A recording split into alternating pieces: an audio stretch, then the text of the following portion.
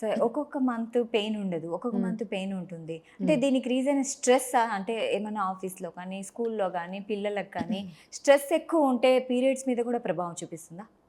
So స్ట్రెస్కి పీరియడ్స్కి direct connection ఉందండి. ఉంది. Yes, your mind and your menstrual period go hand in hand.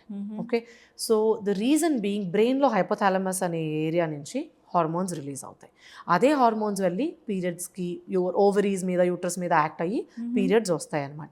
So in case ఎవరైనా stress పడితే స్ట్రెస్ హార్మోన్ పెరుగుతుంది, కార్టిసాల్. సో స్ట్రెస్ హార్మోన్ వెళ్ళి పీరియడ్ హార్మోన్స్ని డిస్టర్బ్ చేస్తుంది. ఓకే. సో పీరియడ్స్ మారుతాయి. దే కుడ్ బి లెస్, కొన్నిసార్లు తక్కువ రావచ్చు, కొన్నిసార్లు ఎక్కువ రావచ్చు, కొన్నిసార్లు లేట్గా రావచ్చు. మీరు గమనించి ఉండొచ్చు, కొందరు ఎప్పుడైనా సడన్గా ఎగ్జామ్ టైం అంటే ఆ టైంలోనే కొంచెం పీరియడ్ మారుతుంది, మారిపోతుంది. అవును. సడన్గా కొందరు ట్రావెల్ చేశారనుకోండి, ఆ ఫిజికల్ యాక్టివిటీ ఎక్కువ జరిగిందనుకోండి ఆ మంత్లో, ఆ పీరియడ్ కొంచెం డిఫరెంట్గా వస్తుంది. So there is a direct connection between all these things.